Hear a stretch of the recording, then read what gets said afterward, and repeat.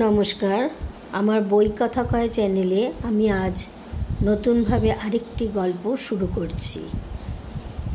হাসান আজিজুল হকের শ্রেষ্ঠ গল্পের মধ্যে একটি গল্প শকুন।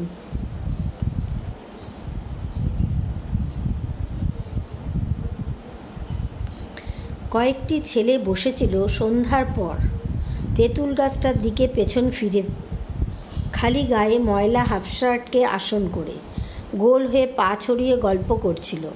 একটা আর্তনাদের মতো শব্দে সবাই ফিরে তাকালো। তেঁতুল গাছের একটা শুকনো ডাল নাড়িয়ে পাতা ঝরিয়ে শো শো শব্দে একটা বিরাট কিছু উড়ে এলো ওদের মাথার ওপর। ফিকে অন্ধকারের মধ্যে গভীর নিকষ একতাল সজীব অন্ধকারের মতো প্রায় ওদের মাথা ছুঁয়ে সামনের পোড়ো ভিটেটায় নামলো জিনিসটা। হইচই করে উঠল ছেলেরা, ছুটে এলো ভিটেটার কাছে। আবছা অন্ধকারে খানিকটা উঁচু মাটি আর অন্ধকার, এত একটা ঝোপ ছাড়া আর কিছুই চোখে পড়ল না তাদের। কিন্তু ওদের সর্দার ছেলেটি বুঝতে পারল, হামেশা দেখা যায় এমন পাখিদের মধ্যে শকুনি তীব্র বেগে মাটিতে নেমে তাল সামলানোর জন্য খানিকটা দৌড়ে যায়। তাই তার চোখেই প্রথম পড়ল অন্ধকারের তালটা। দৌড়তে দৌড়তে খানিকটা এগিয়ে বিব্রত হতবম্বের মতো দাঁড়িয়ে গেল।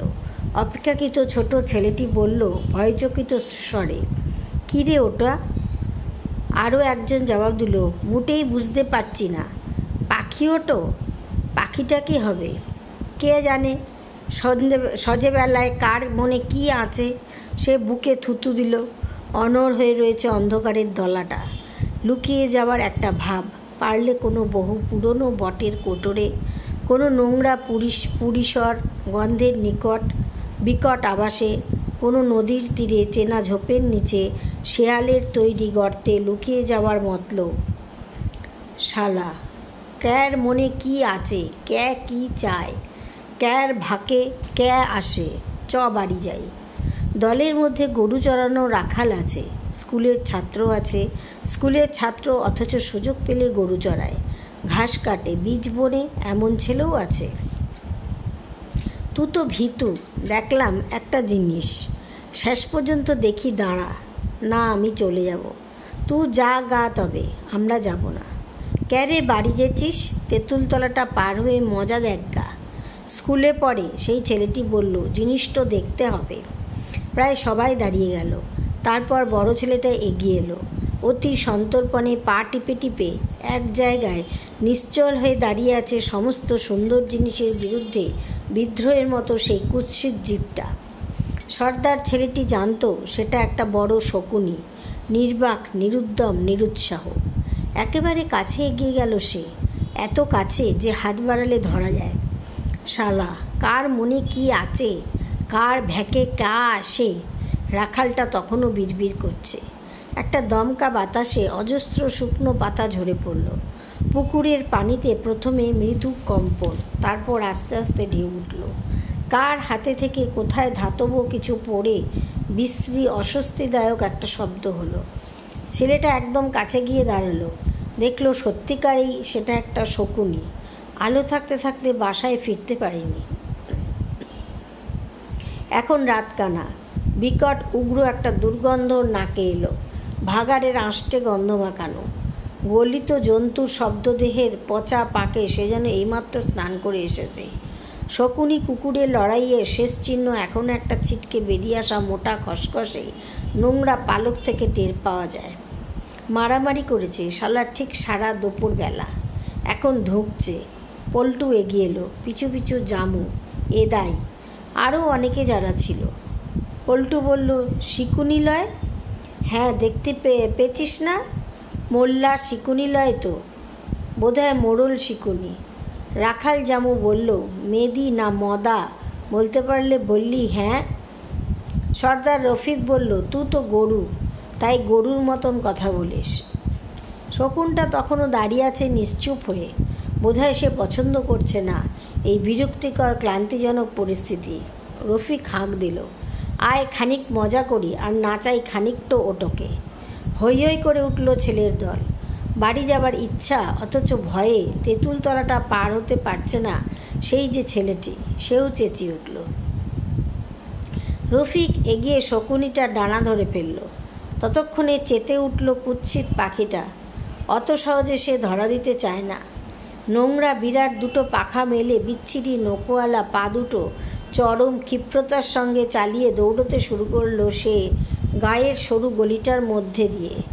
এভাবেই ওরা ওড়বার প্রস্তুতি নেয়, ভারমুক্ত করবার চেষ্টা করে নিজেকে। বোধহয় সে শেষ পর্যন্ত উঠতে পারত, অন্তত মুক্তি পেত এই অসহনীয় শিশুদের হাত থেকে, তাদের হিংস্র কৌতূহল আর প্রাণান্ত খেলার খপ্পর থেকে। কিন্তু তার চোখে দৃষ্টি নেই, চলার কোনো সুপরিকল্পিত উদ্দেশ্য নেই। শকুনিটার মাথা ঠুকে গেল দেওয়ালে। পেছনে পেছনে একদল ক্ষুদে শয়তানের মতো প্রতিহিংসা পরায়ণ ছেলের দল নিষ্ঠুর আনন্দে ধাওয়া করেছে।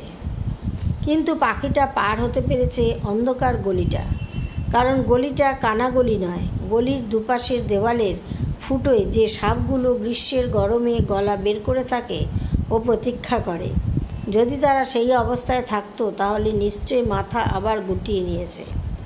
কুলতলার পাশ দিয়ে আরও দুটো পোড়ো ভিটের ওপর দিয়ে হাড়গোড় জড়ো করা টুকরো জমিটার নীরস আর্তনাদ উপেক্ষা করে জিপটা অনবরত ডানা মেলে ওড়বার চেষ্টা করছে। আরও দ্রুত দৌড়চ্ছে, আরও শক্তি ব্যয় করছে, আরও পরিষ্কারভাবে পথ চিনতে চাচ্ছে, পালাতে চাচ্ছে। কিন্তু সে নিস্তেজ, উপায়হীন। আক্রমণ করতে জানে না। দারুণ রোষে ছেলেদের দলের মধ্যে পড়ে। তীক্ষ্ণ ঠোঁটে এদের খেলার আয়োজন বন্ধ করে দিতে পারছে না, তাই সে পালাচ্ছে। আর একটা দমকা জীবন তার পিছে পিছে তাকে তাড়া করেছে। চিৎকার করে কে আর্তনাদ করে উঠল। তার পায়ে শুকনো হাড়ের সূক্ষ্ম দিক ফুটে গিয়েছে। আচ্ছা, বসে থাকুক, শকুনিটোকে ধর বুই, চেঁচিয়ে বলে উঠল রফিক। হ্যাঁ, তুই বস, আমরা ওটোকে ধর বুই, নইলে তুই বাড়ি যা। লও পড়েছে ঘি। যাকে লেগেছে সেই বলল, পড়ুগা, বলে খোঁড়াতে খোঁড়াতে আবার ছুটল। সামনেই একটা এদো ডোবা, মোড় ফিরেই মাটি উঠল সে। কিন্তু বড় ইতস্তত, বড় বিব্রত ও অনিশ্চয় তার পক্ষ সঞ্চালন। হয়তো হাঁফ ধরে গিয়েছে, হয়তো ক্লান্ত হয়েছে সে, হয়তো দিক নির্ণয় করতে পারেনি। সে পড়ল ডোবাতে। পানি ছিটকে নোংরা মোটা পানির ঢেউ তুলে, যেগুলো আধারে চকচকে চোখে চেয়ে রইল, প্রায় শোনা যায় না এমনইভাবে আঘাত করল তীরে। অজান্তে আরও কিছু মাটি মিশল পানিতে। একটি কদর্য কীর্ণ জীব হিঁচড়ে উঠল ওপারে, পরিবর্তিত, ভিজে, ধূলিকীর্ণ। ছেলেরা দৌড়ে এসেছে এপারে। গ্রামের ঘনবসতি পাতলা হতে হতে এখানে ছিটিয়ে গিয়েছে। অন্ধকার স্তূপের মতো হঠাৎ হঠাৎ গজিয়ে উঠেছে। একান্ত সহজ বুদ্ধিতে ফাঁক ফোকর দিয়ে জন্তুটা পড়ল মাঠে, খোলা বিস্তৃত মাঠে, প্রাণ ভরে শক্তির শেষ সীমানা পর্যন্ত দৌড়বার বিস্তারে। ছেলেরা পরস্পরের মুখ দেখতে পাচ্ছে না, তারাও হাঁফিয়ে উঠেছে। শালা কত দৌড়বি, দৌড়, যেখানে যাবি চ। আর লয় মানিক, আর লয়, তোমার এবার হয়ে আলছে, তোকে ধরবই আজ। হ্যাঁ, ধরবই। এবার আলটপকে উঁচু নিচু এবড়ো খেবড়ো জমি পেরিয়ে পগার আর শিশু শস্যের ওপর দিয়ে শিয়াকুলের কাঁটায় জামা ছিঁড়ে ছিঁড়ে মরণ প্রতিজ্ঞায় খেপে উঠল ছেলের দল। এরাই জিজ্ঞেস করল রফিককে, কি করবি উটোকে ধরে? কিছু করব না, শুধু ধরবো। তারপর? কেন? তারপর কি করবি? এগু ধরে তারপর অন্য কাজ। কেউ আর কথা বলছে না, বলতে পারছে না। সব ভূতের মতো অন্ধকারে চলন্ত চঞ্চল বিভীষিকার মতো ছুটছে। দক্ষিণ দিকের বাতাস গায়ে লাগছে না। দূরে বাবলা বনের পাশে আমের পাতা ভাঙার মর্মর মশমশ শব্দ কানে আসছে না। কিংবা শেয়াল ডেকে উঠল কি ঝিঁঝি একটা না। সিমেন্টের মেঝেতে পাথর ঘষার মতো শব্দ করছে। কি প্রতি পদক্ষেপে পায়ের নিচে নাড়া গুড়িয়ে যাচ্ছে। অন্ধকার ঘনতর হয়েছে, এসব কিছুই না। কিন্তু শেষ পর্যন্ত সবাই ধরে ফেলল ওকে। আঁকড়ে জাপটে দুমড়ে ধরে ফেলল শকুনিটাকে। তারা বুক দিয়ে অনুভব করল হাঁপড়ের মতো ফ্যাঁসফ্যাঁসে শূন্য শব্দ উঠেছে ওই জন্তুটার যন্ত্রের ভিতর থেকে। দীর্ঘশ্বাসের মতো ফাঁপা শূন্য ধরার পড়ার ক্লান্তির ক্ষোভের। ছেলেগুলোর কৌতূহল আধিক্যের নিষ্ঠুর তুষ্টির তৃপ্ত ক্লান্তির সম্ভাব্য পীড়ন দেবার উত্তেজনাকর বক্ষস্পন্দন পাখিটা অনুভব করতে পারল কি? সেটাই তো বটে, যেটোর পেছু পেছু এলম, এটো সেই শিকুনিটাই বটে তো। কেনে পেত্তায় হচ্ছে না তোর? কি জানি কেমন প্যারা লাগছে। যেটা দৌড় আসছিল, যেটা পালিয়ে আসছিল, সেটা এখন থেমে গিয়েছে, দাঁড়িয়ে গিয়েছে, যেন নিঃশেষ হয়ে গিয়েছে। কেমন ভকভক করে বহ বেরুইছে দেখছিস? বই কি রে বল? দুর্গন্ধ। তাতে বই কমছে কি, অর্থাৎ দুর্গন্ধ কমছে কি? ভিজে গিয়ে চিমসে গন্ধ ছাড়ছিল শকুনটি। জমাট গন্ধ তরল হয়ে এসেছে, গলা গলা দম আটকানো গন্ধ। রফিক বলল, সে লে এখন ধর এটোকে। ঠোঁটটো ধরতে হবে না, দম বন্ধ হয়ে যাবে। রাখালটা এগিয়ে এলো, শালাকে আমি ধরবো। পিরিত কাকে বলে দেখবি শালা। একদিকে জামু আর একদিকে রফিক ছড়িয়ে মেলে ধরল শকুনিটার বিশাল বিশাল শক্তিহীন পাকা দুটো। কি পেল্লাই ডানারে, 8 ল হাত হবে। গোটানো ঘন বুনুনির পালক মেলে গেল। বুনোট যেন পাতলা হয়ে এলো। স্তরে স্তরে সাজানো পালক পাশাপাশি চওড়া হয়ে কার্কিট করা গালিচার মতো বিছিয়ে যাওয়ার কথা, কিন্তু শকুনিটা ভিজে গিয়েছে, ধুলো লেগে গুটিয়ে গিয়েছে তার পালক। এখন তাই অনেক ফাঁক, পাশাপাশি পাখনা অনেক ছিটনো ছিটনো। 2 ডানা অসহায়ভাবে নিরুপায়ভাবে ছড়িয়ে দিয়ে আত্মসমর্পণ করল শকুনিটা। এবার দ্বিতীয় দফা দৌড়, প্রত্যাশার পিছু পিছু নয়, প্রাপ্তির সঙ্গে সঙ্গে, অকারণ নিষ্ঠুরতার সঙ্গে আত্মতৃপ্তির নিষ্ঠুরতা। দর দর, লেঙ্গুর তুলে দর। শকুনির পা পারে না অত জোরে তাল দিতে, কিন্তু তাতে কি বা এসে যায়? পা না হয় মাটিতে পড়ছে না, ছেলেদের দৌড়ের গতিই টানছে তাকে, হিঁচড়ে নিয়ে যাবে। এদা মুখটাও ঠুকে গেল। কি টেনে নিয়ে যেছিস দেখ, মরে গেল লিকিন দেখ। এগু ক্যার গরজ কেঁদেছে দেখবার, মরাটকেই টানবো। ভয়ানক হুল্লোড় করে ওরা দৌড়চ্ছে এই টানার পিছু পিছু, চেঁচাতে চেঁচাতে, ভারী মজা পেয়ে, অদ্ভুত রকমের খেলা পেয়ে। কী লাভ? লাভ লাভ তোকে দেখে নেবো। তুই তো শকুনি, তোর গায়ে গন্ধ। তুই ভাগাড়ে মরা গরু খাস, কুকুরের সাথে ছেঁড়াচিড়ি করিস। তোকে দেখে রাগ লাগে কেনে? ছেলেদের কথায় শকুনিটা দেখে তাদের রাগ লাগে। মনে হয় তাদের খাদ্য যেন শকুনির খাদ্য, তাদের পোশাক যেন ওর গায়ের বিকৃত গন্ধ ভরা নোংরা পালকের মতো।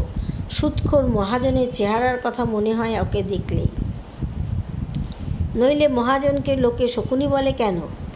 আর এই কিছুক্ষণ আগে সে যে শূন্য নিঃশ্বাস ফেলল, কেন তা তাদের বাপ-মায়ের দীর্ঘশ্বাসের মতো শোনালো।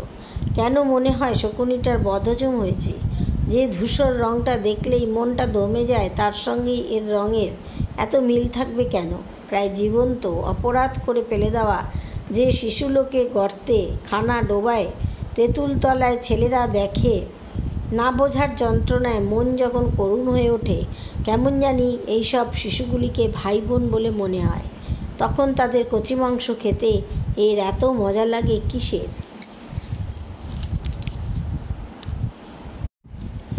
কে বলল ভোগ লেগেছে? কিছু খাস নাই? দুপুরবেলায় গোস্ত দিয়ে ভাত। আমিও, আমার ভোগ লেগেছে। তোর জামার রংটো দেখে রাগ লাগে, যেমন মোটা তেমনি খসখসে, ঠিক শালা শকুনিটার মতন। আমাদের সবারই তাই, রফিক বলল। হাম্বুর বাপটো 2-1 দিনের ভিতরেই মরবে। আজ সারা বৈকালি কি করেছে জানিস? জানি, খালি হাঁপিয়েছে, এই শালোর মতন। জামু বলল, সব শালোর হাঁপানির ব্যায়াম। ওরে শালা পলাইতে চায়, শালা শকুনি, শালা সুৎখোর অঘোর গোষ্ঠম। অঘোর গোষ্ঠমের চেহারার কথা মনে করে হাহা করে হেসে উঠল সবাই। মাতামাতি চলে আল টপকে টপকে, উঁচু নিচু জমির ওপর দিয়ে, ক্ষতবিক্ষত মনে আর দাগড়া দাগড়া ঘায়ে, শেয়াকুল আর সাইবাবালার বনে, লম্বা শুকনো ঘাসে, পগারে সাপের নিঃশ্বাসের মতো উষ্ণ ফাটা মাটির ভ্যাপসা হাওয়ায়, আখ আর অরহর কাটা জমি বন্যমের মতো সূক্ষ্মাগ্র সরল গুড়ির আক্রমণে ও আর্তনাদে, একটা মাটির ঢেলার মতো গড়িয়ে গড়িয়ে, নিঃশেষের শক্তির বেদনাবোধের অতীত অবস্থায়, আচ্ছন্ন চেতনহীন তন্দ্রার মধ্যে শকুনিটা শুধুই চলেছে। তখন ছেলেরা বিশ্রাম নিচ্ছে, কথা বলছে নিজেদের মধ্যে, ক্ষতের রস মুছছে প্যান্টে। শকুনিটা তখনও দাঁড়িয়ে আছে, জোরে নিঃশ্বাস নিয়ে। ক্লান্তি কাটানোর অসম্ভব চেষ্টা করছে না সে। কত তারা উঠেছে দেখ, কিন্তু আলো তো হচ্ছে না, চাঁদ নাইকো জি। বাতাস দিচ্ছে লয়রে, দিচ্ছে তা শালার গরম বাতাস। আমার কিন্তু জার লাগছে। তোর ভয় লেগেছে? কত দূর এলাম রে? পুরে সব্যনাশা, মাঝ মাঠে এসে পড়েছি। মানুষমারি মাঠ চেরা, উইটো নিশ্চয় বোলনের পার। চ কোলনের পাড়ে যাই, আর একবার গা ধোয়ায় গা। চ শকুনিটাকে। পথটা ঠাউর করা যায় না, চারিদিকে গা ঝাপসা, দিশেহারা মনে হয়। এত বড় আকাশ, এত অন্ধকার। জামু বলে, শুনেছিস রাতদুপুরে কী সব হয়? হে ভাই পায়ে পড়ি, বলিস না। যেখানে সেখানে তেঁতুল গাছ দেখা যায়। ঘরের খিল খুলে মেয়ে হোক আর মরদ হোক, ঘুমের ঘোরে ঘোরে মাঝমাঠে চলে আসে। দেখে খালি সারা তেঁতুল গাছ আর মিশমিশে কালা বিলুই। যেদিকে তাকাও খালি বিলুই আর বিলুই। ক্যার ভাকে কে আসে? শকুনিটা হঠাৎ কালাও বিড়াল বলে মনে হয়। ছেলেদের আর কারো গায়ে হাত দেবার সাহস নেই। নিজের বুকে হাত দিয়ে অনুভব করে, একটা ব্যাপার তো হতে পারে। ধর সবাই ভূত আর সবাই মানুষের ভ্যাকে এসেছে। না না, আমি ভূত নই, একা আমি মানুষ। তাহলে আমাকে ছুঁয়ে দেখ। আমি যদি মানুষ না হই, আমি উড়ে মিলিয়ে যাব। আমাকে তো ছুঁতে পারবো না। আমি তোকে ছুঁতে পারবো না। সবাইয়ের থেকে সাবধান হয়ে ক্যানেলের পাড়ে বসলো। একে অপরের দিকে তীব্র চোখে তাকাচ্ছে, তারপর নিজের হাতে চিমটি কাটছে। শকুনিটাকে ছেড়ে দিয়েছে ওরা। সে দুটো ডানা চেপে পা দুমড়ে মাটিতে গোজ হয়ে পড়ে আছে। রাত দুপুর ঘুরে গিয়েছে লয়। এখন সাজও লাগতে পারে, আবার দুপুর রাতও হতে পারে। বোধহয় তাই। তাদের হিসাব নেই। এই সময়টুকু ঠিক সময় নয়। এই খেলাটা তাদের সময়ের বাইরে ঘটেছে যেন। তবু কে বলল 3 বার শিয়াল ডেকেছে? তাইলে পেরায় শেষ রাত। চা ভাই। পানিতে নামি। কাদা আর পানিতে ছুটে পাগলের মতো নামলো ছেলেরা। একটা বাতাসের সঙ্গে অগভীর পানির ওপর দিয়ে সরসর করে এসে ওদের চোখে মুখে লাগলো। কি একটা যেন সঙ্গে সঙ্গে ফিরে এলো। আর একবার স্নান করলো শকুনিটা। শ্যালা কিছু খাবে না। কি খাবে? মরা আছে এখানে যে খাবে। জানু বলল, ভুঁইয়ের লাড়া ছিঁড়ে নিয়ে আয়, ওই খাক শালা। তাই নিয়ে এলো কে? রফিক বলল, গরু তো লয় যে খ্যার খাবে, কিন্তু এখন ওই শালাকেও তাই গিলতে হবে। হ্যাঁ, লাও গেলাও। দেখি রে, তোর ছড়িটা দে। হ্যাঁ, ঠিক অমনি করে তার ঠোঁটটা চিরে ধর। খ্যাক খ্যাক করে শব্দ করে উঠল শকুনিটা। তার ঘাড় মুচড়ে ঠোঁট ফাঁক করে অতি সাবধানে ছেলেরা তাকে খড়ের টুকরো খাওয়াচ্ছে। খা শালা, মর শালা। আমি একটো পাকনা লোক, কলম করব। আমিও লোক, জটুক করব। রফিক সব থেকে বড় পালকটা ছিঁড়ে নিল। মাংসের ভিতর থেকে নিঃশব্দে বেরিয়ে এলো পালকটা। শিউরে উঠল যেন শকুনিটা। তারপর সবাই ছিঁড়ল। কদাকার বড় মুরগির মতো দেখতে লাগলো তাকে। তারা সবাই ফিরছে, টলতে টলতে, বসে দাঁড়িয়ে, হোঁচট খেতে খেতে, ছেঁড়া শার্ট দেখতে দেখতে, আগামীকালের কথা চিন্তা করতে করতে। গায়ে ঢুকতে এপাশে তালগাছ, ওপাশে ন্যাড়া বেলগাছের যে ছোট তরুণটি আছে, তারই আবছা ছায়ায় সাদা মতো কি দেখা যাচ্ছে। জামু বলল, ওদিকে যাস না, চ ঘুরে যাই। তোর বাড়ি তো ওদিকেই, চ দেখি না ও দুটো কি। বাড়ি ক্যাচে বলেই জানি উশালা শালিকা। ক্যারা? দরকার কি তোর শুনে? বল কেনে? ও হচ্ছে জমিরদ্দি আর কাজু শাকের রাঁড় বোন। কী করছে ওখানে? আমরা রাঁটি, চ বাড়ি যাই। পূব দিকে রং ধরবার ঠিক আগেই যখন গভীর অন্ধকার নেমে আসে, তখন ছেলেরা ছেঁড়া মাদুরে সোদা মাটিতে অচৈতন্য হয়ে ঘুমায়। ক্লান্তি একদম মুছে যায় তখন অসুবিধের মধ্যে, অশান্তির মধ্যে না খেয়ে খালি পেটে ছেলেগুলো বেঘরে ঘুমায়। যখন সূর্য উঠল, রোদ উঠল, গাছপাতা ঝকঝক করে উঠল তখন, এবং তারপর যখন রোদ চড়া হয়, বাতাস গরম হয়, মাঠে ছেড়ে দেওয়া গরুগুলো মাটি শুকে শুকে শুকনো ঘাস খেয়ে ফেরে, তখনও ছেলেদের ঘুম শেষ হয় না। ন্যাড়া বেলতলা থেকে একটু দূরে প্রায় সকলের চোখের সামনেই গতরাতের শকুনিটা মরে পড়ে আছে। মরার আগে সে কিছু গলা মাংস বমি করেছে। কত বড় লাগছে তোকে, কত শূন্য, কত ফাঁপা। ঠোঁটের পাশ দিয়ে খড়ের টুকরো বেরিয়ে আছে। ডানা কামড়ে চিত হয়ে পা দুটো উপরের দিকে গুটিয়ে এসে পড়ে আছে। দলে দলে আরও শকুনি নামছে তার পাশেই, কিন্তু শকুনির মাংস খায় না। মরা শকুনিটার পাশে পড়ে রয়েছে অর্ধস্ফুট একটি মানুষের শিশু। তারই লোভে আসছে শকুনির দল, চিৎকার করতে করতে উন্মত্তের মতো। কিন্তু শিশুটার পেটে প্রথম দুর্বল ঠোঁটের আঘাত বোধহয় মরা শকুনিটারই। আশেপাশের বাড়িগুলি থেকে মানুষ ডেকে নিয়ে আসছে মৃত শিশুটি। ক্যাচটো ক্যা করলো গা। মেয়ে পুরুষের ভিড় জমে গেল আস্তে আস্তে। এলো না শুধু কাদু শেখের বিধবা বোন, সে অসুস্থ। দিনের চড়া আলোয় তাকে অদ্ভুত ফ্যাকাশে দেখাচ্ছে, মরা শকুনিটার মতোই। সমাপ্ত।